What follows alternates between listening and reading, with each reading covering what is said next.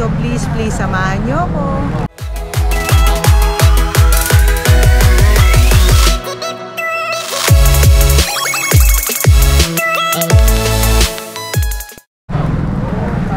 So guys, dito tayo ngayon sa Shell sa may SLEX, specifically Alabang pa ata to.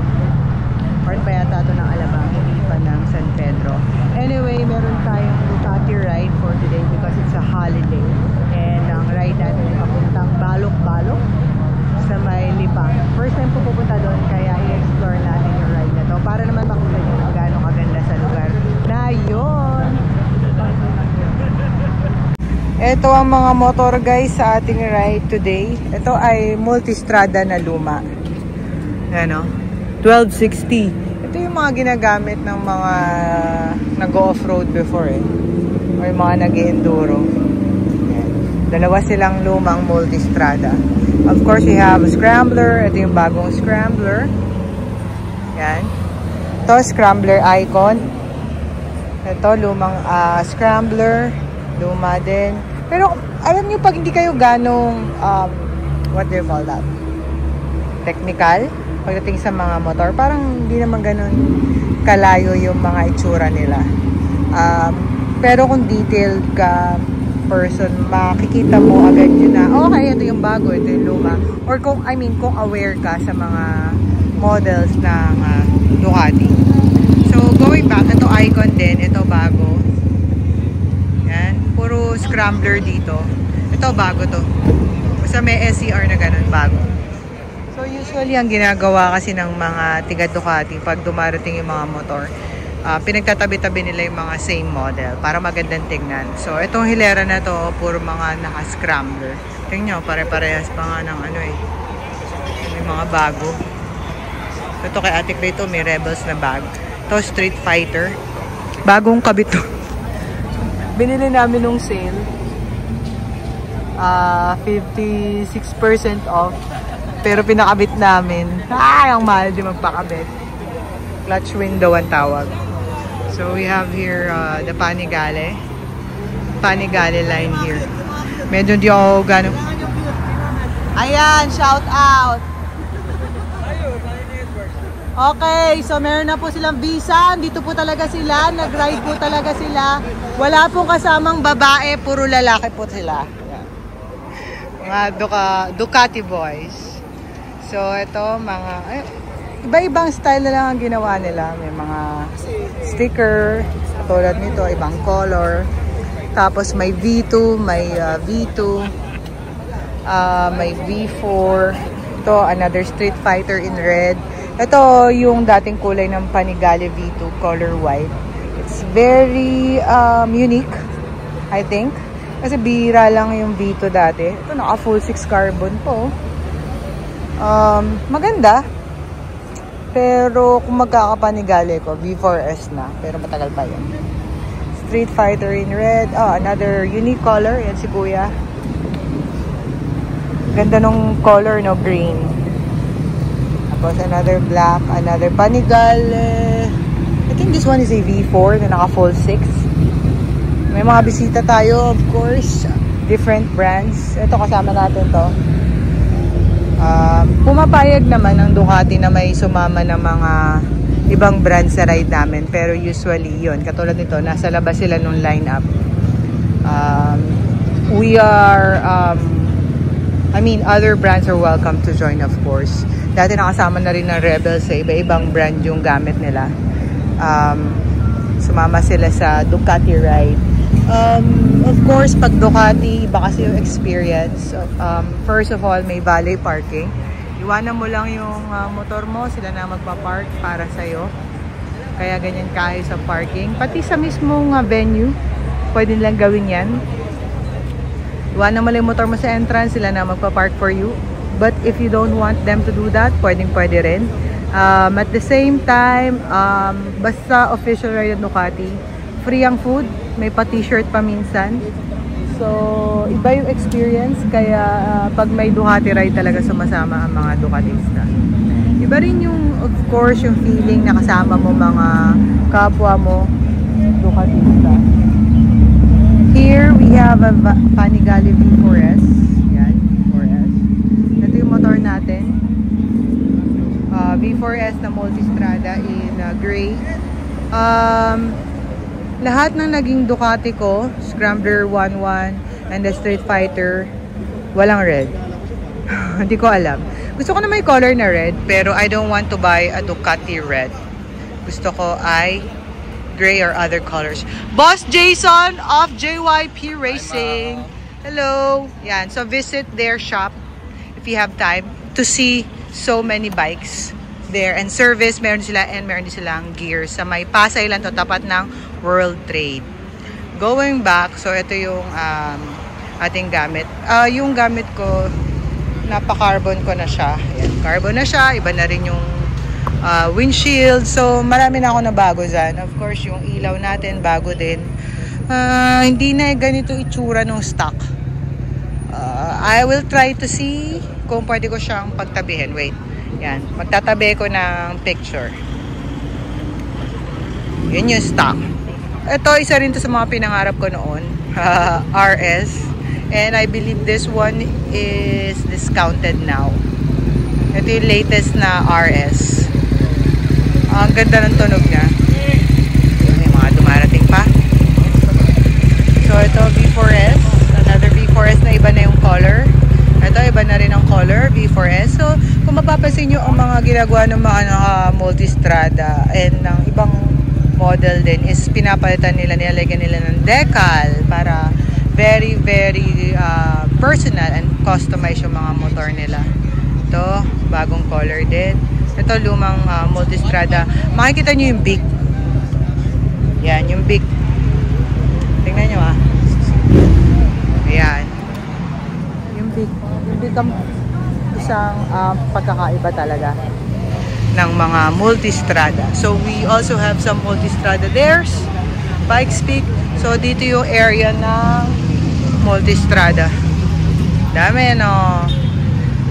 Sa Multistrada, ang babae lang. Wait, may mga dumarating. Multistrada. Diabel. Isa yun. Ang ganda ng likod nyo. Sa mga gusto ko pa pala, Diabel. Before. But, ewan ko. Sometimes, you just have to breathe in, breathe out. Para malaman mo na, okay. Hindi pala yun talaga gusto ko. May iba pala ako gusto. Anyway, ito nga pala yung parte na Multistrada. Ayan, puro naka-Multistrada. Na isang monster na bago. Bike Speak. Lumang B2. And of course, we also have Rally. Ayan, Rally. Yung mga pang-enduro off-road. Nakagamit na tayo nito. Mataas. Mataas siya. So, okay naman. Depende sa ride mo talaga kung anong trip mong ride eh. Ito, bago rin to. RVE. Ito medyo mababa. Ito yung luma. Yan. Dito sila, tabi-tabi sila dito. Oh, ganito pag may ride ng Ducati. Pag may gusto ka pang ipaayos, ayusin pa nila.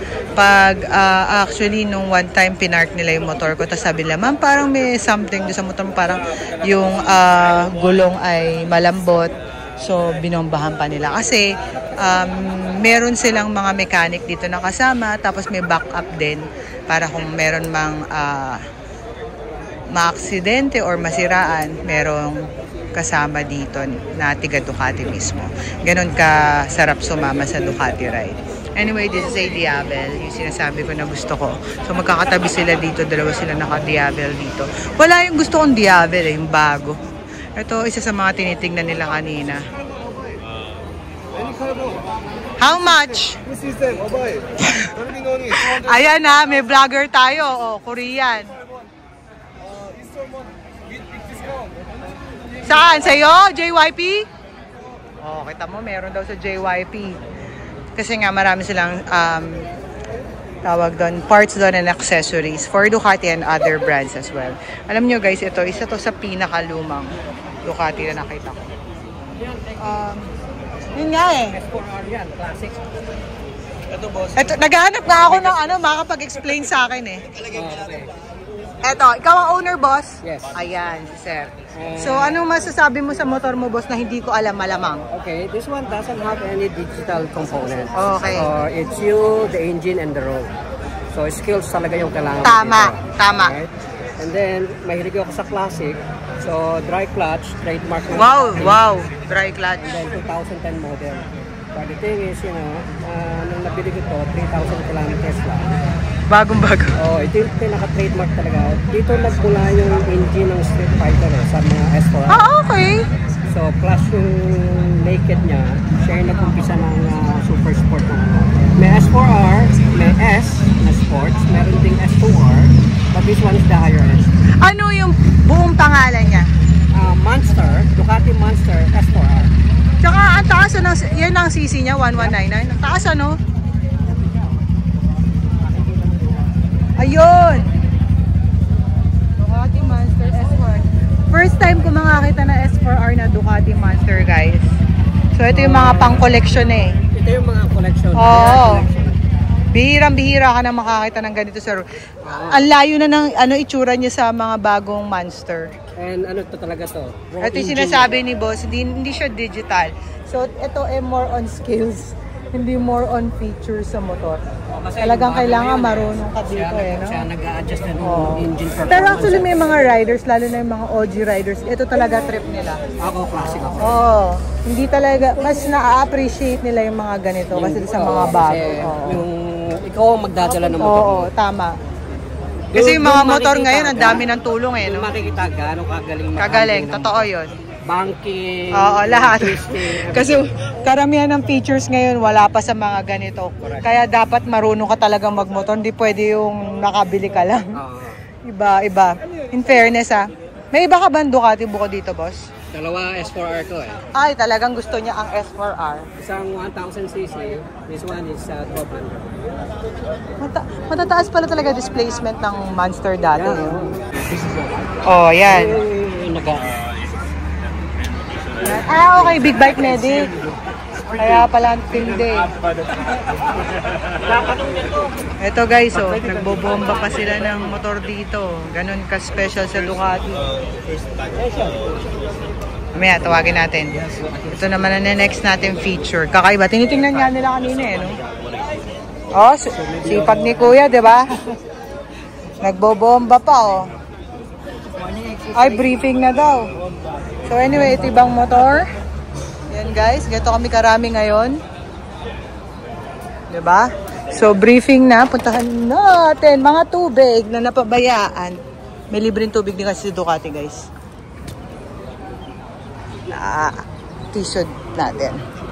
So dito na tayo sa briefing.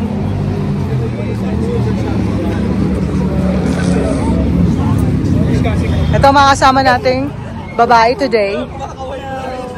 Konti kami ngayon pero hopefully next time mas marami. As usual. Ducati time. Italian time. May reason. Sabihin ni Boss Toti, may reason. Bakit tayo 8 instead of 7:30? Alam mo naman yung visa mo na napakayaman, napaka-free. Ito pa lang dyan. Ayaw pa enjoy ng pera niya. Press pala to. Good morning. Sorry we're late. Kamali ng exit.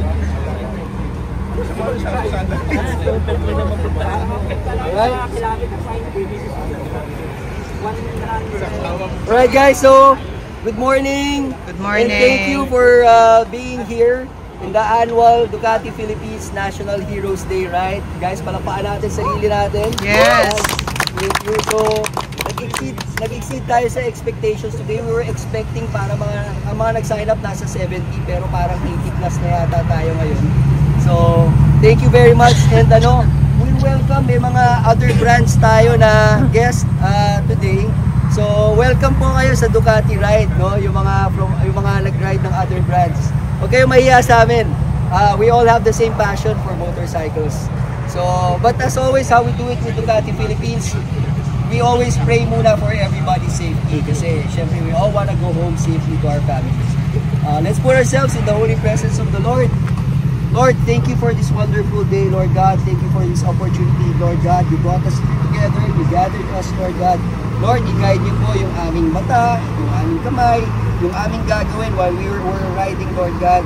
Guide niyo po kami, Lord God, to be wise on the road, Lord God, para po makauwi kami ng safe sa aming pamilya, Lord God. Lord, we offer you this event, Lord God.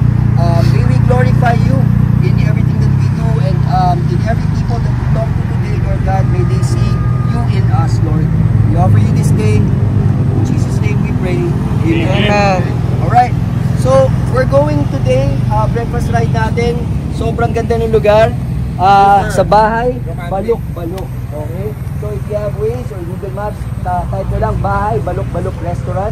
Ang exit po niyan sa Lipa City, Cuenca, Alitagtag, M. Caboy. Yun. Sa may ano yan, Star Toll. Kasi natin Istanbul. Siguro si Aris naman dito para tama ba? Tama po?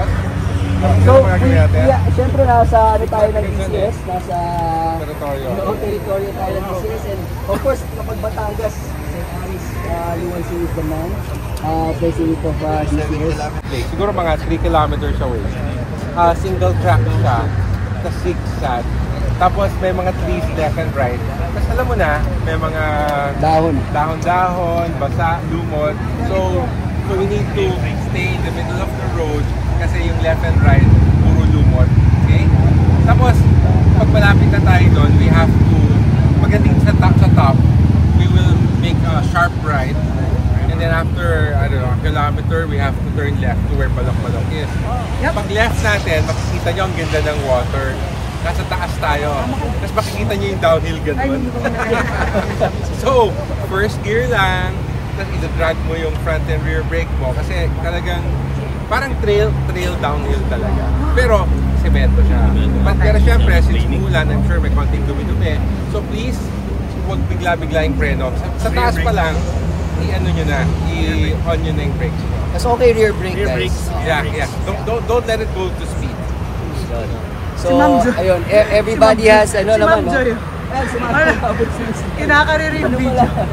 Makakarirahin tayo ng LC. Well, anyways, guys, it's Si Joy kasi just had her eye operation. So, she can't ride. Binaback ride ko nga, pero masama siya mahangin. Natagtago anything kasi magawa siya. So, guys, it's better to ride in groups. So, find your group. So guys, gear up na para makapag-ride out.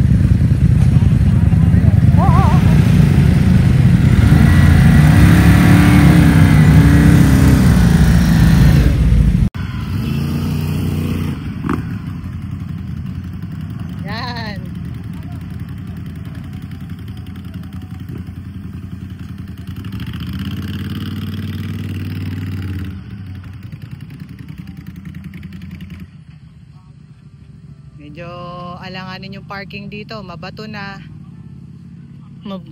Doon tayo pinapapark kanina, parang andaling magpark doon, bato. Madulas dito sa baba. Lalo na doon. So hintayin natin yung iba, guys.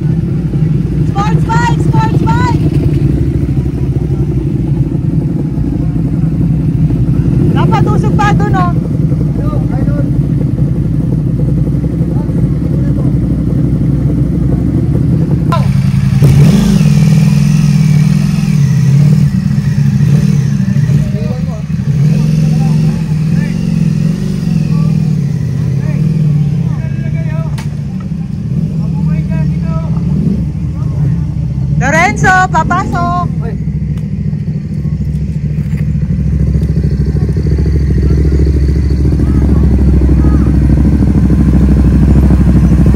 Diretso lang, diretso! Diretso, diretso!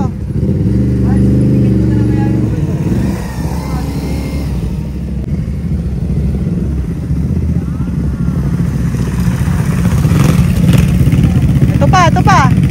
Papasok na to!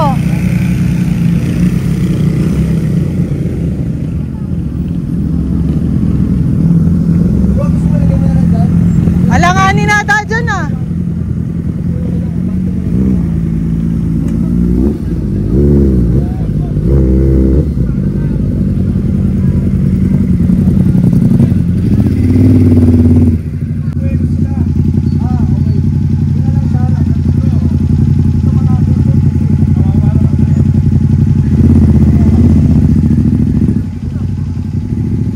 Meron pa doon sa taas. Kaso man. Scram. Scram, pwedeng umakyat. Pwedeng umakyat.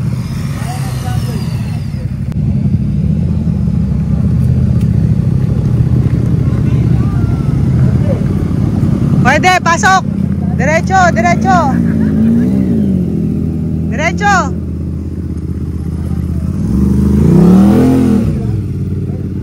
Diretso!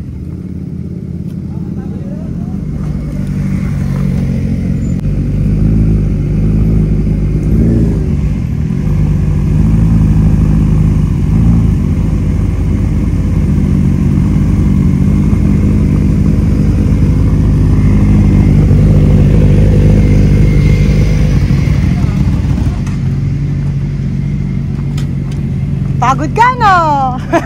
Dami.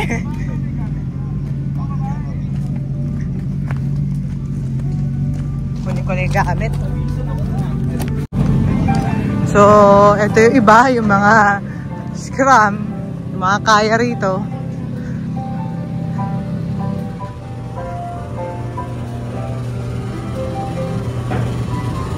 Hi! Good morning! Oh, ito yung mga rally, Desert X. Saan? Doon daw sa baba. Ah, doon sa kalsada. Eh, lalo ka madadrop dito kaysa doon. Ay. Sulit naman pala. Yung mahirap na parking. Oh, may registration. Si Angel nandito. Sinulat ka na. Yun, dun tayo. So guys, ito ang ating food. Yan, oh. So, kumakain na tayo. Ito yung view. In fairness, maganda yung view. Pero kakain muna tayo. Mamaya na tayo tumingin sa view. A few moments later. Yan, nakakain na tayo. Pwede na tayo mag-sightseeing. So, ang ganda dito guys. Nire-recommend ko mag-breakfast ride dito. Kasi yung pagkain niya masarap din. Coming from me, hindi ko talaga sinasabing masarap pag di masarap. So, pag ako nagbe-breakfast ride, hanggat maaari, sinisigurado ko masarap yung pagkain. Kasi sayang naman yung biyahe kung hindi masarap yung pagkain, diba? Kahit sabihin mong sobrang ganda ng lugar, pag disappointing ang pagkain, parang hindi ka na uulit. So, ito yung mga motor, yan. Ito yung motor natin. Ganda ng pwesto. So, yung ibang motor. Wala nag-park sa baba. At ito kami. Yan. Maraming umaten. Ang sign up daw 70 plus. Pero parang more than 70 plus. Mikomoto in the house. Sikat na vlogger yung katabi nyo. Oo nga. Thank you. Kapit-bahay ko, ma'am. Tingnan natin yung ibang riders.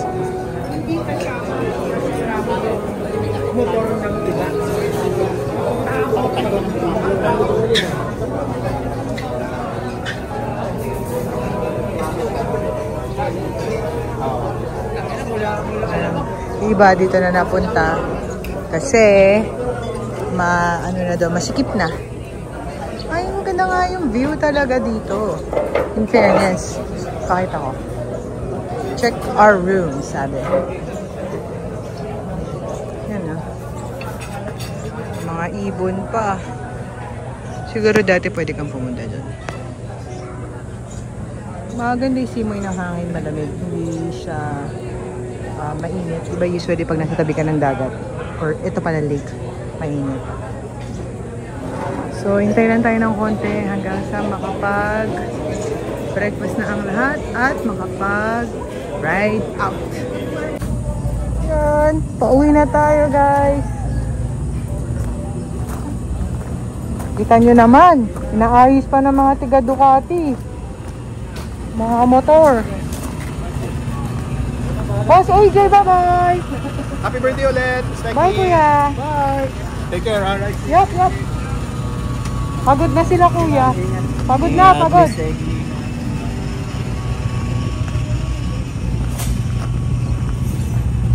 Pababa. Trail, pati pagbaba.